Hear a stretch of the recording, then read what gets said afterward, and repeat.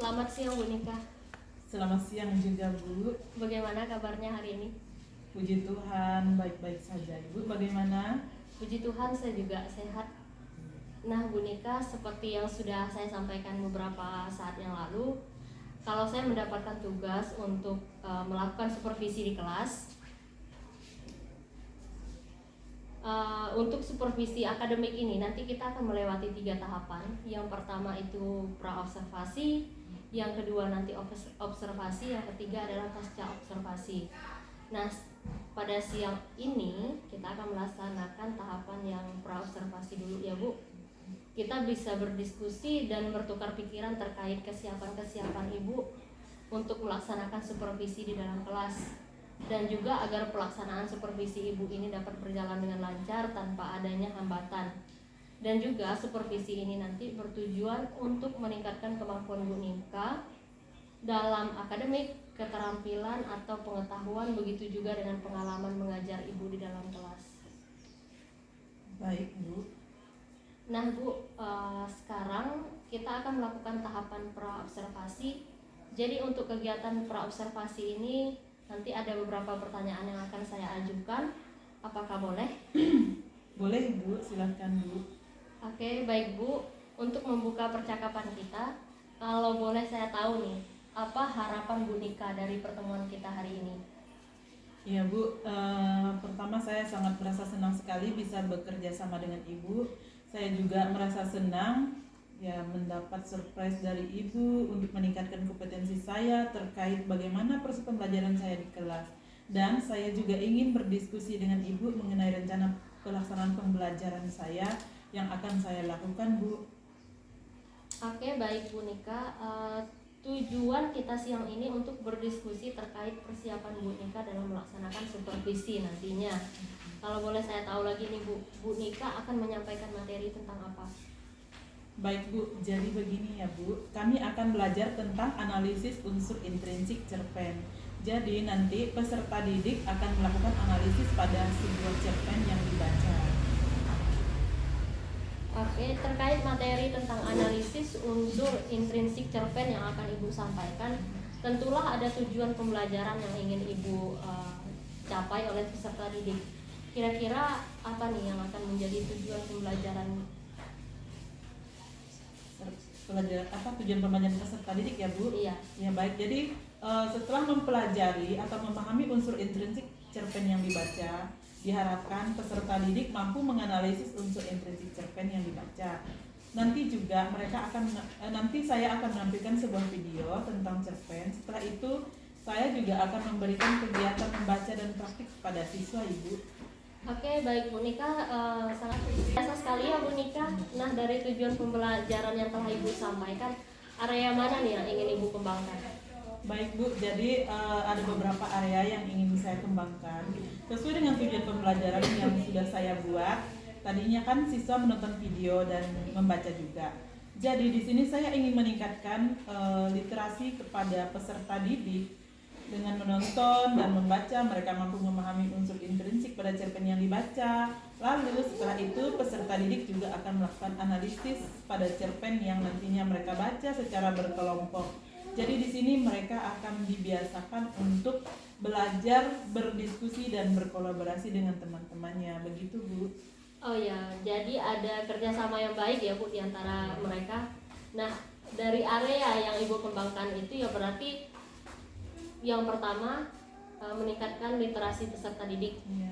Yang kedua itu murid mampu berkolaborasi dan berdiskusi dengan teman-teman yang lain, dan mereka juga melakukan presentasi.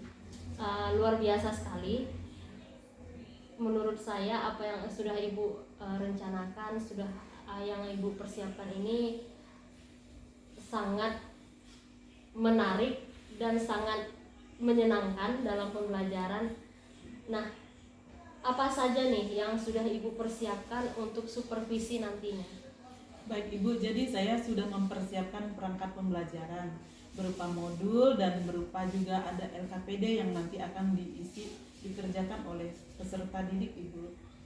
Oke, baik Bu. Strategi apa yang nanti akan Ibu terapkan nih? Baik Bu, jadi saya nanti untuk menggunakan menggunakan strategi berupa model pembelajaran yaitu problem based learning, di mana nanti siswa secara berkelompok akan menyelesaikan suatu permasalahan dari yang saya berikan dalam bentuk kelompok begitu. Oke. Nah, kapan rencananya Ibu akan melakukan pembelajaran tersebut? Ya, dari pembelajaran yang sudah saya buat ini Bu, rencananya akan saya laksanakan pada hari Selasa besok Bu. Oke, baik Bu Nika. Jadi besok hari Selasa saya akan datang ke kelas Bu Nika untuk melakukan supervisi di kelas. Saya akan melihat hal-hal apa saja yang terjadi di dalam kelas Ibu. Kemudian setelah Ibu melakukan kegiatan pembelajaran, kita akan melakukan percakapan pasca observasi. Nanti akan ditemani oleh Bapak pengajar praktik saya. Sebelum kita akhiri, kira-kira apa nih yang Ibu dapatkan dari hasil pembicaraan kita? Ya, jadi saya mendapatkan gambaran untuk pembelajaran saya besok, terutama mengenai model pembelajarannya, strategi pembelajarannya, dan juga media pembelajaran yang akan saya tampilkan, yaitu berupa video dan PowerPoint. Itu Bu. Oke, baik Bu. Terima kasih atas waktunya karena Bu Nika sudah bersedia untuk berbincang-bincang dengan saya di praobservasi ini. Saya rasa cukup sampai di sini. Sampai bertemu di kegiatan observasi besok. Ya, Selamat siang. Ya, sama-sama, selamat siang Bu.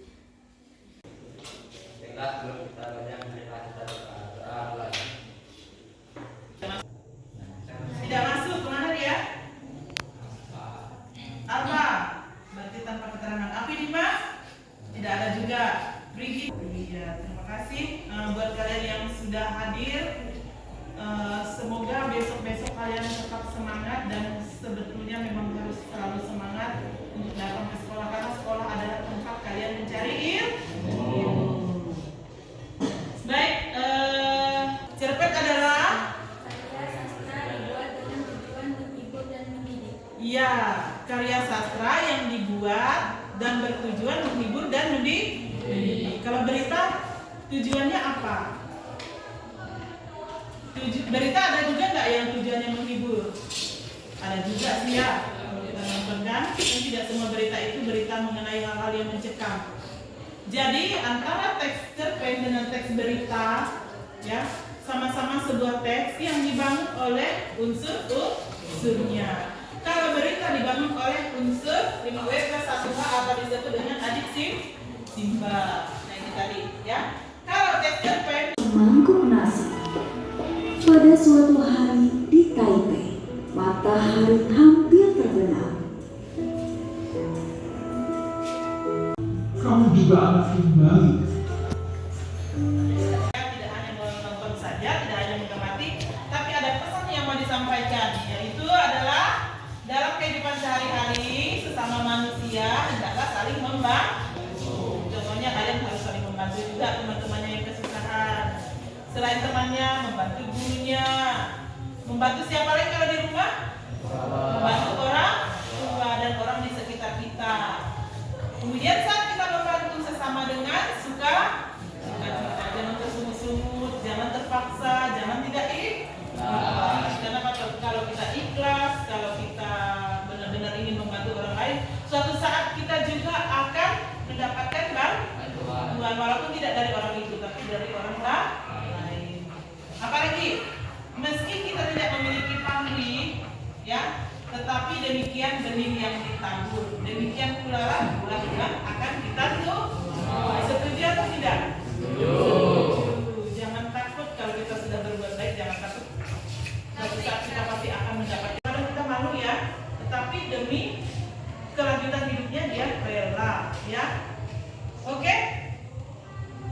Kita lanjut ke pelajaran berikutnya. Tadi Ibu sudah menyampaikan bahwa setelah mempelajari ini, kalian harus paham apa yang dimaksud dengan unsur intrinsik. Ibu ulang lagi, apa tadi bagian-bagian dari unsur intrinsik itu? Ada tema. Tema merupakan landasan awal dari terbentuknya sebuah tulisan. Ada di buku pakai sambil diperhatikan. Tokoh adalah benar, orang yang mempunyai peran dalam cerita. Dan penokohan adalah karakter yang digambarkan oleh satu tokoh. Karakter itu berkaitan dengan sifat, apakah itu sifat jahat, sifat baik, sifat buruk, ya, dan lain sebagainya. Kemudian alur itu adalah rangkaian suatu cerita dari awal hingga akhir. Dari awal misalnya tahap penyegaran situasi awal, disebut orientasi, memperkenalkan situasinya misalnya atau pilihan kata yang digunakan agar orang yang membaca ya cerita tersebut memiliki apa? Tadi memiliki apa? Atau dapat menyentuh perasaan. Kemudian sudut pandang. Sudut pandang adalah apa? Dia bentuknya. Iya, misi pengarang atau cara pengarang menggambarkan dirinya dalam cerita. Oke. Bisa digunakan sudut pandang orang pertama dan sudut pandang orang ketiga. Kalau sudut pandang orang pertama dia menggunakan ciri-cirinya menggunakan kata aku untuk menggambarkannya. Kemudian saya. Tapi kalau sudut pandang orang ketiga itu dia, mereka atau menyebutkan langsung namanya, kayak tadi misalnya sang pemuda, sang pasangan suami istri misalnya. Amanat. Nah, itu amanat. Amanat itu adalah ya, pesan moral yang berkaitan dengan nilai-nilai kehidupan yang ingin disampaikan oleh pengarang kepada pembaca. Pembaca itu adalah kita yang membaca cerpen yang dibuat oleh orang lain. Kita juga bisa membuat cerpen asal kita memenuhi ini. Ya, karena kalau cerpen kita dibaca, ya kalau cerpen kita dibaca, kita dapat menghasilkan suatu keuntungan.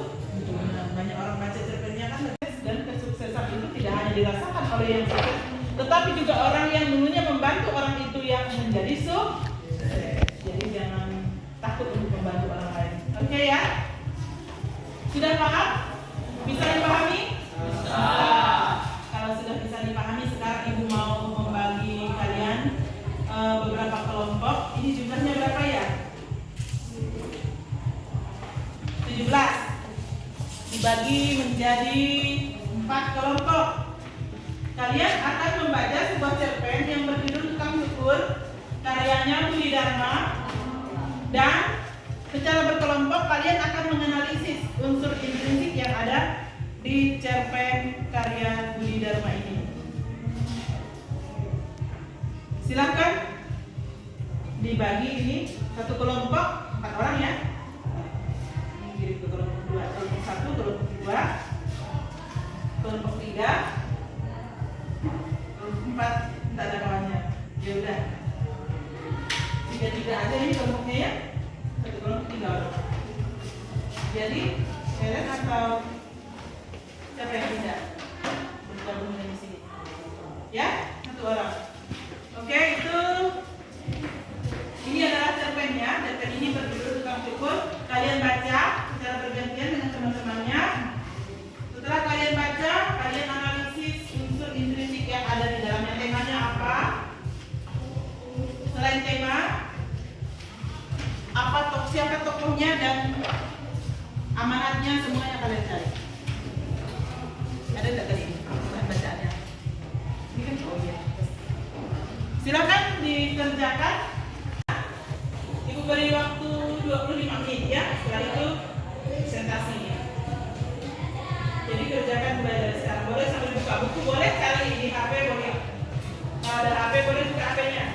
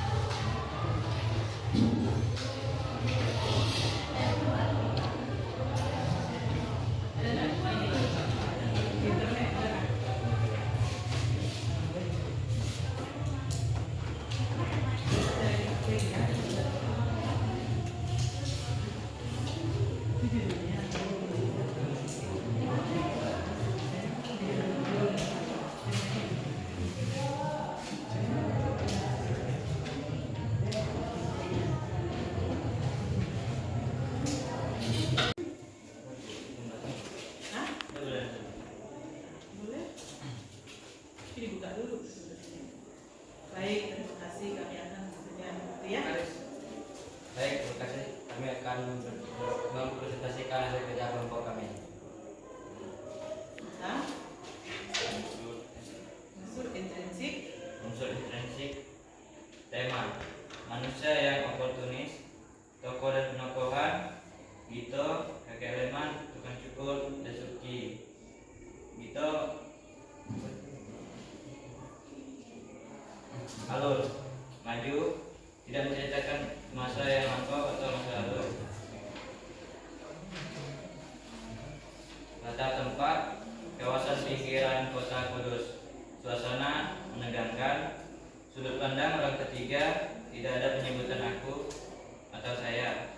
Amanat, jangan memiliki sifat oportunis seperti tokoh tukang cukur. Tukang cukur orang yang memanfaatkan kesempatan untuk mengambil keuntungan pribadi tanpa mempertimbangkan prinsip atau konsekuensi bagi orang lain. Oke, tepuk tangan dulu untuk yang presentasi. Terus untuk yang presentasi ya. Ada mau diberikan kesempatan untuk bertanya? Atau ada yang mau bertanya? Ada yang mau menambahkan? Ada yang keliru? Tidak ada. adalah cerita fiksi yang pendek atau singkat yang berdasarkan dari ide penulis yang bisa didasarkan pengalaman pribadi atau pengalaman orang lain. Iya, betul ya. Jadi tadi kita sudah mempelajari cerpen. Cerpen itu adalah bentuk cerita pendek dalam bentuk prosa fiksi yang di dalamnya menceritakan hal-hal yang berkaitan dengan kehidupan seseorang.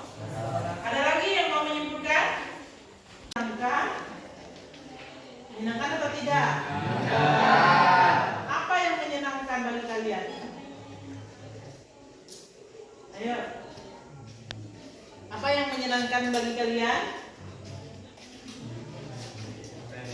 Hah? Ya, membaca cerpen. Dari cerpen yang kalian baca, apa yang menarik tadi? Yang membuat kalian senang? Watak? Tokohnya. Tokoh yang mana? Dari yang video atau yang dibaca? Yang dibaca. Yang mana yang menarik? Yang video ya, ada yang video, berarti ada yang dibaca ya. Ya. Oke, kedua-duanya itu pastinya sama-sama memiliki pesan pesan moralnya itu memberikan kita pelajaran yang dapat kita petik dan dapat kita jadikan sebagai teladan. Contohnya tadi kita dipesan kita tidak boleh menjadi orang yang oportunis. Oportunis itu menjadi orang yang suka memanfaatkan kesempatan, suka berpihak terhadap sesuatu yang hanya menguntungkan dirinya sendiri. Tidak boleh seperti itu ya. Kita misalnya contohnya kalau kita berteman harus setia kawan, tapi jangan setia kawan untuk membodohi diri kita sendiri. Teman makan batu, kita mau makan batu juga, jangan ya. Harus kita seleksi juga dengan bijaksana. Oke ya. Tadi kita sudah konstruksi teks cerpen, artinya kalian akan membuat sendiri. Bagaimana sih membuat cerpen? Kalian harus membuat cerpen yang sangat menarik dan itu nanti akan dinilai juga ya. Sekarang kita tutup pelajaran kita ya. Jadi ya, ibu harap kalian harus terus semangat untuk belajar. Jangan lupa ya untuk selalu datang ke sekolah. Secara tidak langsung kalian juga menuntut ilmu, karena di sekolah itu bagaimana kalian bergaul dengan teman, bagaimana kalian memiliki sifat yang baik dan bijaksana ya. Sampai di sini dulu, mungkin sebelum kita tutup dengan doa, ada yang mau bertanya? Tidak ada ya? Kalau tidak ada, kita tutup dengan berdoa. Oke, siapa yang mau memimpin doa? Silakan.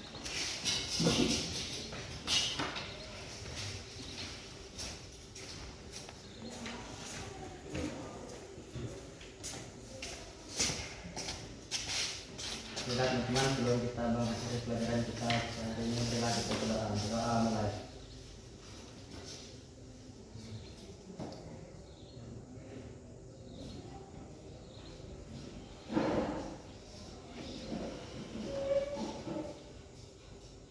Doa kita. Ya, selamat siang.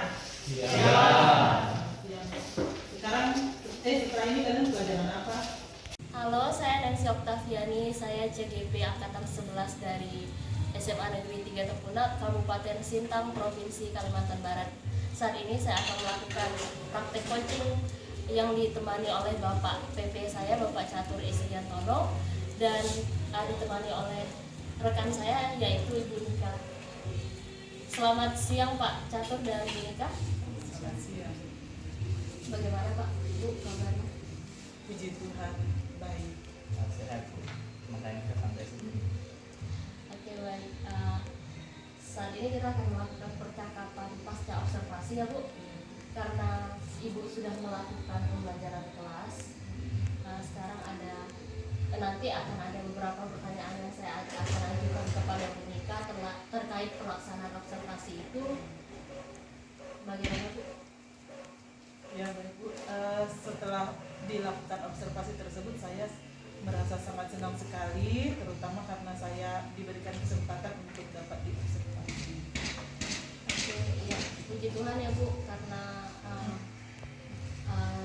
berdasarkan observasi yang sudah dilakukan di kelas. Lalu bisa Ibu ceritakan kembali dari area-area mana nih yang ingin Ibu kembangkan dan langkah-langkah apa yang sudah Ibu lakukan? Baik, setelah dilakukan observasi tersebut ada beberapa hal yang ingin saya kembangkan pada waktu observasi. Pertama, saya ingin mengembangkan literasi terhadap peserta didik.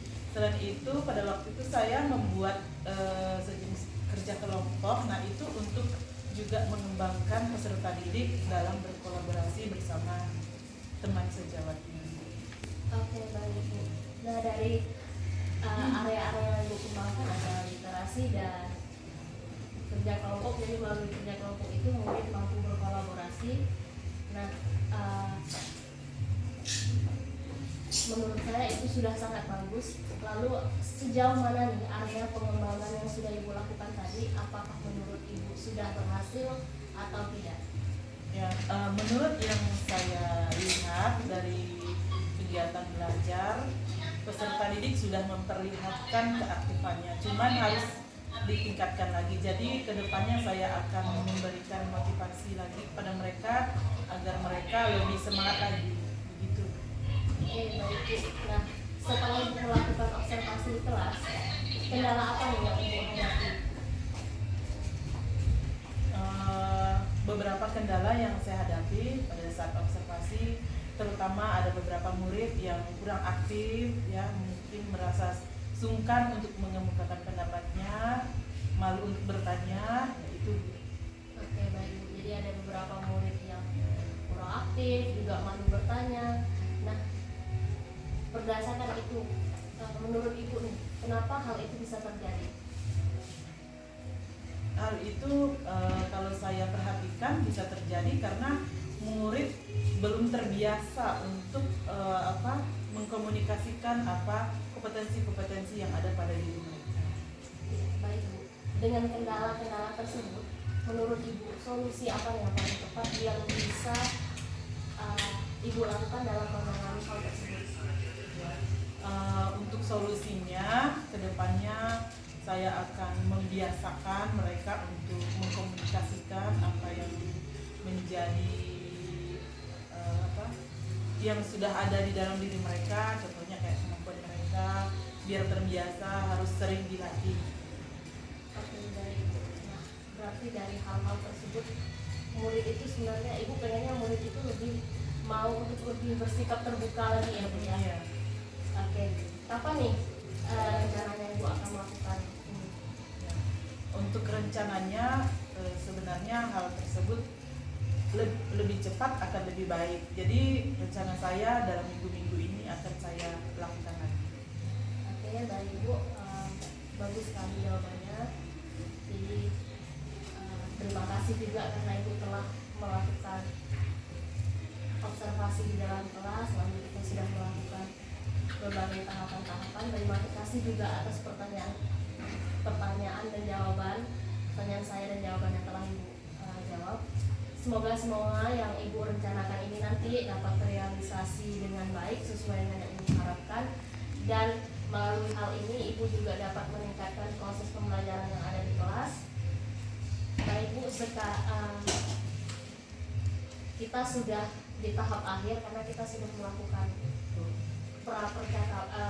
percakapan pra-observasi, lalu kita sudah melakukan kegiatan observasi juga, dan sekarang kita ada di tahap akhir karena kita sudah melakukan percakapan pasca observasi.